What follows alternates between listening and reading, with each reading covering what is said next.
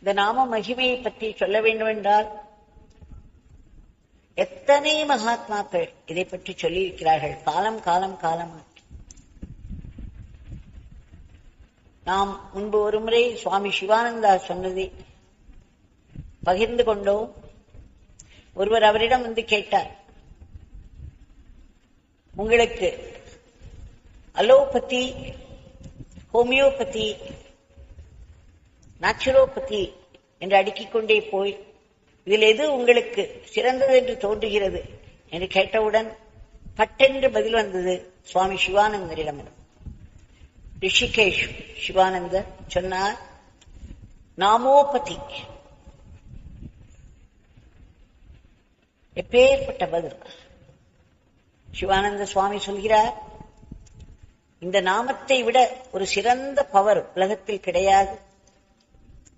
இந்த நாமம் நம்முடைய மனதில் உள்ள வாசனைகளையும் சங்கல்பங்களையும் ஏன் கீழ்த்தரமான உணர்ச்சிகளையும் நாம் என்னென்ன குப்பைகளை அள்ளி கொண்டு வந்திருக்கிறோமோ ஜென்மம் ஜென்மமாய் அத்தனைகளையும் உடனே எரிக்க வல்லது என்று சொல்கிறார். நாமமானது ஒரு தீயை போன்றது.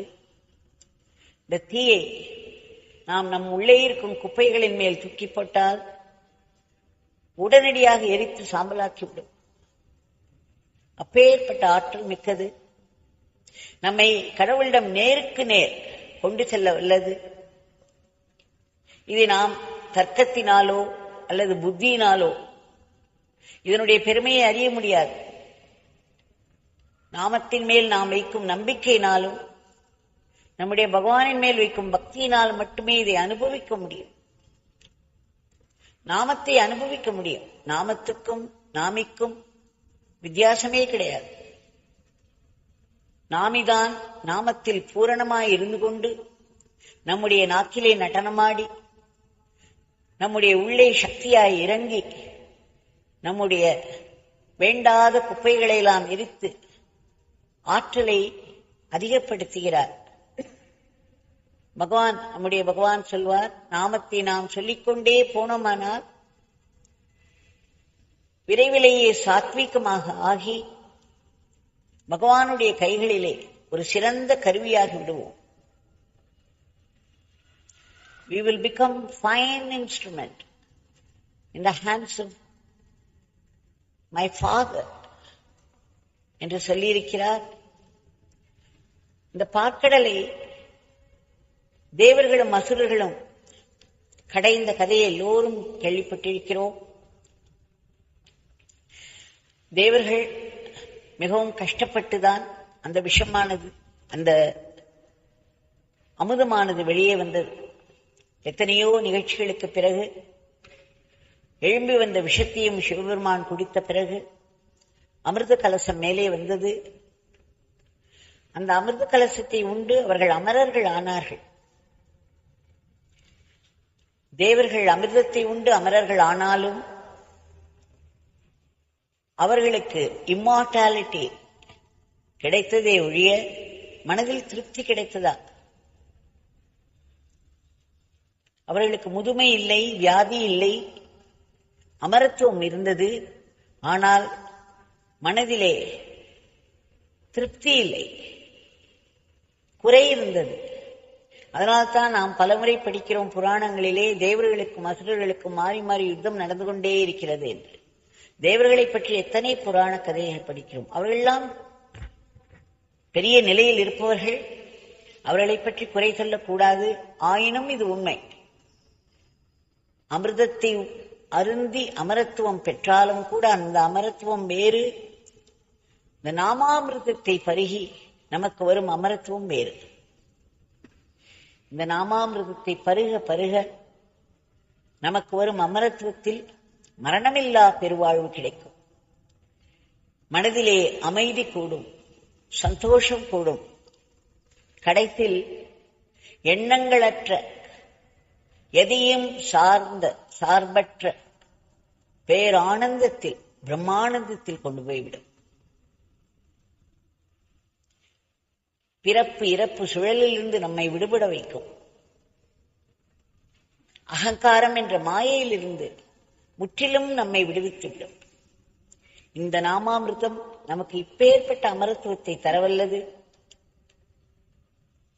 ஆக இந்த நாமத்தை நாம் சொல்லிக்கொண்டே இருப்போம். பகவான் சொல்லியிருக்கிறார், நாமத்தை அதிகப்படுத்துங்கள், எண்ணிக்கையை அதிகப்படுத்துங்கள்.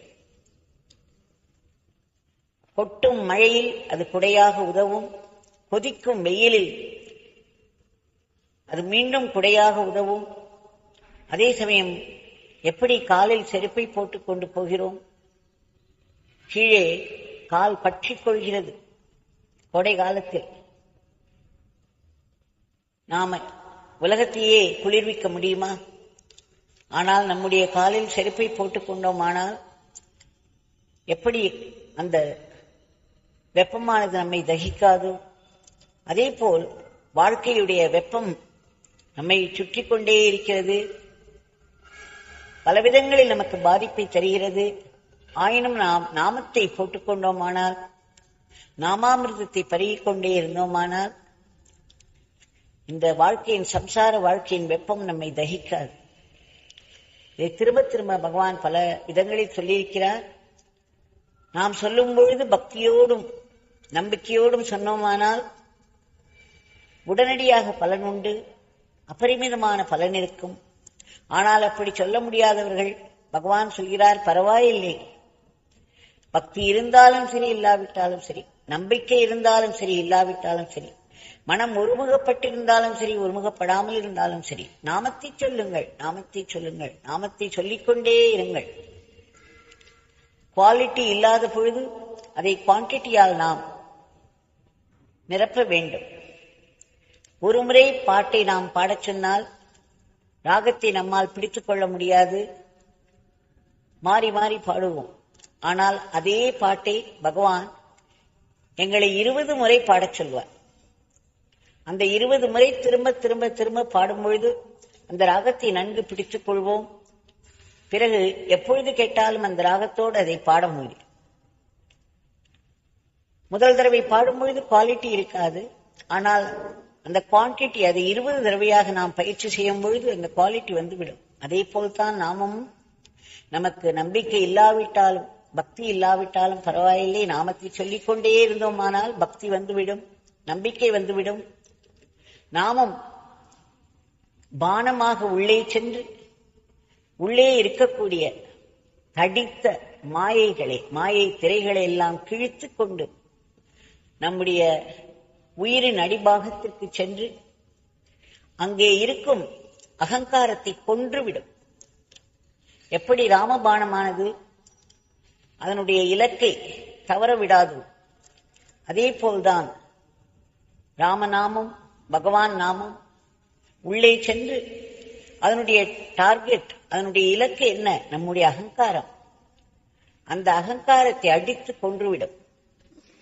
அதன் பிறகு இருப்பது தெய்வீகம்தான், எங்கும் நிறை பரபிரம்மம். நாம் எல்லாவற்றோடும் ஒன்றி விடுவோம். அந்த பேரானந்த பெருநிலையை தரவல்லது இந்த நாம மகிமை. ஆக இதைத்தான் நம் பகவான் விடாமல் சொல்லிக்கொண்டே இருந்தார். அந்த நாமத்தை நம்மை சொல்ல வைத்து தினம் தினம் 2 வேளை சொல்ல வைக்கிறார். மீதி நேரங்களில் எல்லாம் நாமே சொல்லிக்கொண்டு அந்த தினத்தை நிரப்ப வேண்டும். நாமத்தினாலும் சேவையினாலும் பிரார்த்தனையினாலும். இன்றைய பிரார்த்தனையை இப்போது சமர்ப்பித்துக் கொள்வோம். எல்லாம் தங்களுடைய சங்கல்பத்தினால் நடக்கிறது. ஆயினும் நாங்கள் பிரார்த்திக்க வேண்டியது எங்களுடைய கடமை. தாங்கள் பகவான் மீண்டும் மீண்டும் தங்களிடம் பிரார்த்தித்துக் கொள்கிறோம். தாங்கள் உடனடியாக குறுக்கிட்டு இந்த உலகத்தில் இப்பொழுது நடந்து வரும் ஆயுத போர், அணுகுண்டு போர் உடனடியாக நிறுத்தப்பட்டு சமாதான பேச்சுக்கள் வெற்றிகரமாக நடைபெற வேண்டும். மீண்டும் இந்த போர் சூழ்நிலை வரவே கூடாது. இதற்கான எதிர்மறை எண்ணங்களை எல்லாம் தங்களால் தான் அழிக்க முடியும். தாங்கள் பெரும் மனது வைத்து பெரும் கருணையோடு இந்த உலகத்தை தர்ம வழியில் சகஜ நிலைக்கு மீண்டும் திருப்ப வேண்டும். சுயநலமின்றி மற்றவர்களுக்காக எப்பொழுதும் உழைத்துக் கொண்டிருக்கும் நல்ல ஆத்மாக்களுக்கு பாதுகாப்பும் நலமும் கூட்டித் தர வேண்டும். பொருளாதாரத்தை தூக்கி நிறுத்தி அதற்கு ஒரு ஏற்றத்தை தர வேண்டும். தங்களுடைய திவ்ய மங்கள நாமத்தை நாங்கள் இடைவிடாது உச்சரித்து எங்களை சாத்வீகமாக மாற்றிக்கொள்ள வேண்டும். வாழ்க்கையை எப்பொழுதும் 3 உணர்ச்சிகள் அலைக்கழித்த வண்ணம் இருக்கின்றன. கோபம் இல்லாவிட்டால் பயம், பயம் இல்லாவிட்டால் துக்கம். எதையாவது நினைத்துக் கொண்டு துக்கப்பட்டுக் கொண்டே இருப்பது சிலர் வழக்கம். எதையாவது நினைத்துக் கொண்டு பயந்து கொண்டே இருப்பது சிலர் வழக்கம். எதற்கெடுத்தாலும் கோபப்பட்டு அந்த கோபத்தினால் மற்றவர்களை தண்டிப்பதோடு தன்னையும் தண்டித்துக் கொள்கிறார்கள். கோபம் வரும்பொழுது முதலில் நாம் தான் பாதிக்கப்படுகிறோம். ஆக இந்த 3 உணர்ச்சிகளும் நம்மை அலைக்கழித்து நம்மை மிகவும் கீழே கொண்டு போய்விடும். ஆக இவை எல்லாவற்றையும் அழிக்க வல்லது அந்த நாமம். இதை நாம் செய்ய செய்ய பகவானுடைய கைகளிலே ஒரு சிறந்த கருவியாக செயல்பட்டு அன்றாட வாழ்க்கையை அவருக்கு அர்ப்பணமாக செய்து வர வேண்டும். அதற்கும் பகவானுடைய அருள் வேண்டும். அவரிடம் வேண்டிக் கொள்வோம். எல்லாருடைய பிறப்பு உரிமை அந்த பேரானந்த பெருநிலை. ஏனென்றால் நாம் அந்த நிலையில்தான் இருந்தோம். அதிலிருந்து விழுந்துபட்டு இன்றைக்கு அஞ்ஞான இருளில் சிக்கி வாழ்க்கையில் பலவிதமாய அலைக்கழிக்கப்படுகிறோம். பகவான் எங்களுக்கு தாங்கள் கருணை செய்து அந்த நிலையை கூட்டுவிக்க வேண்டும். அதற்கு எங்கள் மனம் தூய்மையாக வேண்டும். அப்பொழுது எப்பொழுதும் இருக்கும் தங்களுடைய உயிரோட்டமான இருப்பை எங்களால் உணர முடியும். எல்லா நிகழ்ச்சிகளுக்கும் பின்னால் தங்களுடைய சங்கல்பம் மட்டுமே இருக்கிறது என்பதையும் உணர முடியும். எல்லாவற்றிற்கு மேல் வாழ்க்கையின் கொடிய துன்பங்களிலும் துயரங்களிலும் கூட தங்களுடைய கருணை இருப்பதை எங்களால் பார்க்க முடியும். அந்த கருணையானது உங்களை நோக்கி எங்களை தள்ளிவிடும். உங்களுடைய நெருக்கம் கிடைக்கும். வாழ்க்கையில் எதெல்லாம் பலம் என்று அஞ்ஞானத்தால் நினைத்துக் கொண்டிருக்கிறோமோ அந்த பதவி, பணம், சுற்றத்தார் எல்லாவற்றையும் பகவான் நம்மிடமிருந்து நீக்கிவிட்டு ஒரு துன்ப சூழ்நிலையை உருவாக்குவார். அப்பொழுதுதான் கடவுள் ஒருவரே நமக்கு பலம் என்று தெரியும். இல்லாவிடால் எப்படி தெரியும்?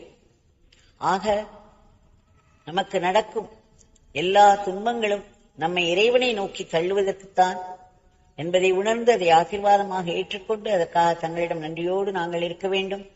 உலகத்தில் உள்ள அத்தனை ஜீவராசிகள் எந்தெந்த நிலையில் இருந்தாலும் அந்தந்த நிலையிலும் பல வகையான துன்பங்களுக்கு ஆளாகின்றன. அவைகளுக்கும் கர்மபலம் உண்டு, கர்ம பலனும் உண்டு. அவற்றிலிருந்து அவை விடுவிக்கப்பட்டு அடுத்த ஒரு மேன்மை நிலையை அடைய வேண்டும் என்று தங்களிடம் வேண்டிக் கொள்கிறோம். இறுதியாக சம்சார சமுத்திரத்தில் ஓயாத பிரச்சனைகள் என்ற அலைகளில் இருந்து விடுபட்டு அந்த சமுத்திரத்தின் ஆழமாகிய அமைதிக்கு நாங்கள் செல்ல வேண்டும். இந்த கொடிய பிறப்பு இறப்பு சுழலிலிருந்து விடுபட வேண்டும். அகங்காரத்தின் பிடியிலிருந்து விடுபட வேண்டும். மரணமில்லா பெருவாழ்வு எல்லோருக்கும் கிட்ட வேண்டும் என்று ஆத்மார்த்தமாய் மீண்டும் மீண்டும் வேண்டிக் கொள்கிறோம். வேண்டிக் கொண்டே இருப்போம். ஜெய் ரவிராம சரத்குமார்.